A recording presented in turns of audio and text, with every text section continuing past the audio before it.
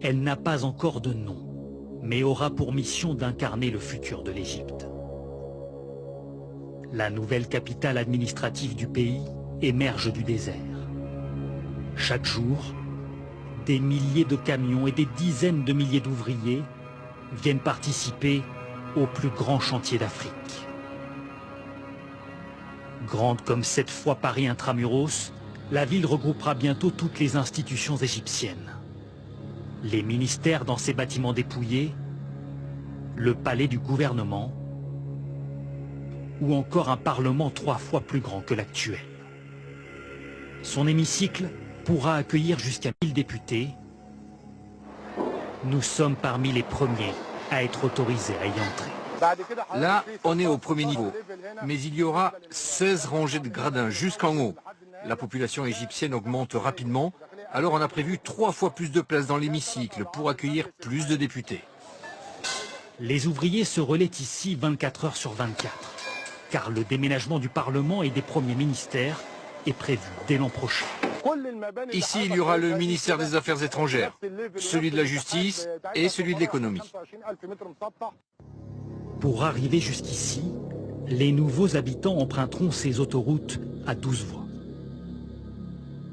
Un aéroport et 1200 lieux de culte sont également prévus, comme cette cathédrale copte ou cette impressionnante mosquée. Plusieurs centaines de milliers de fonctionnaires s'installeront également dans ces immenses quartiers résidentiels. La ville doit à terme accueillir 6 millions de personnes. Ici, il y aura des espaces verts entre les immeubles, des places de parking pour tout le monde et des appartements spacieux. On sera loin de la situation au Caire actuellement. Le Caire, suffocante, encombrée, souvent paralysée par ce que les Égyptiens appellent le zarma, les perpétuels embouteillages. La nouvelle capitale s'en éloignera de 60 km et promet des espaces verts et une architecture rappelant celle de Dubaï. Le long de la route qui y mène, partout, les panneaux vantent les mérites de la future ville, à coups de noms ronflants censés convaincre les Égyptiens de rejoindre les portes du désert.